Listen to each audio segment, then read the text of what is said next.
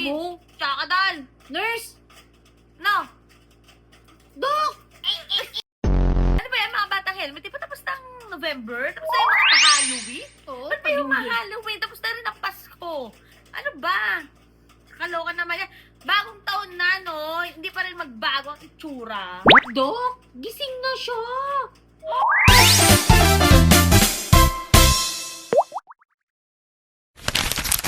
Pero ito nga mga batang helmet, may galap shoutout muna tayo kay Yusek Atty. Claire Castro. Panoorin niyo muna yan. Aba, mukhang para siyang nag-asal bata. Para siyang nag-asal bata sa kanyang mga tinuran. Sino kaya yung nagtanong? Kasi may nagtanong sa kanya, mga clear. Pero sige, pakinggan muna natin kanyang mensahe ngayong Pasko.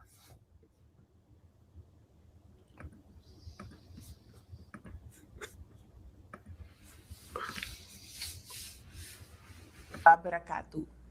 Madayaw ug maayong adlaw kaninyong tanan. Magandang araw at maligayang Pasko sa inyong lahat.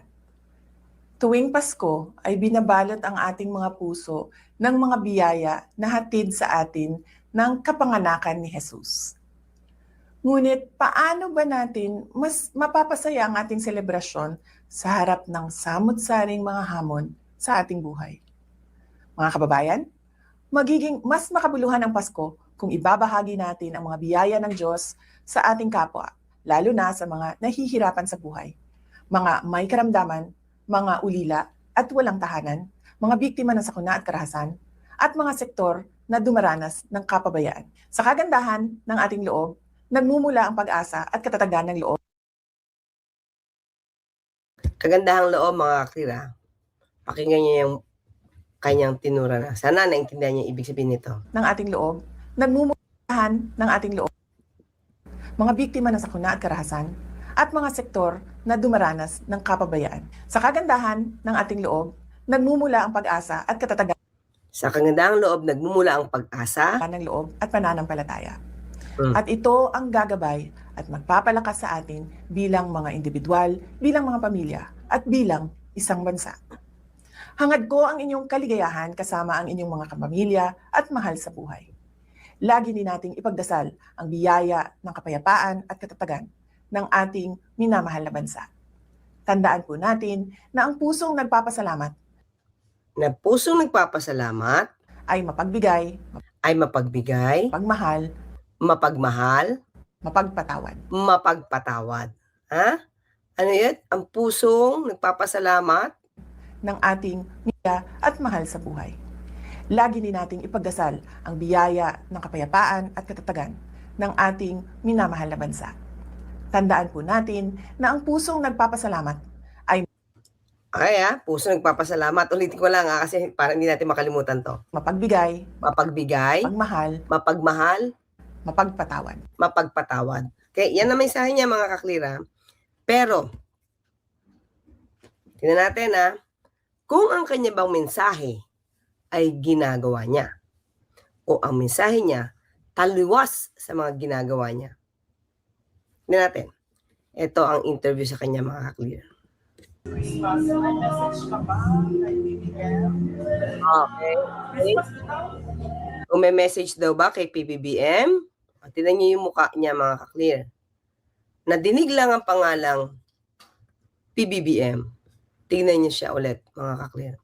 May kahawig to eh. May kahawig pagka ganyan ang itsura niya eh. Oh. Natin.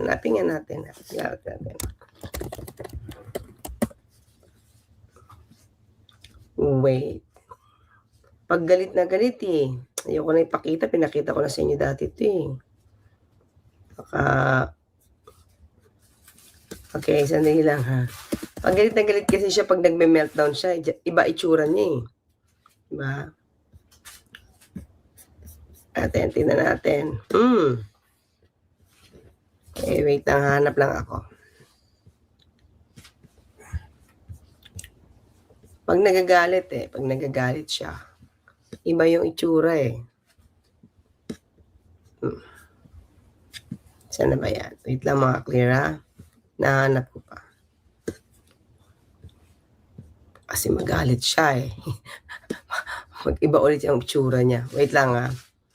Tingnan niyo yung itsura niya dito, ha. Parang ganito, eh. Share ko lang. Diba? Nagsasalubong ang kilay, eh. Yun, oh. Parang ganyan, oh. Diba? Parang ganyan lang. Parang ganyan. Paggalit.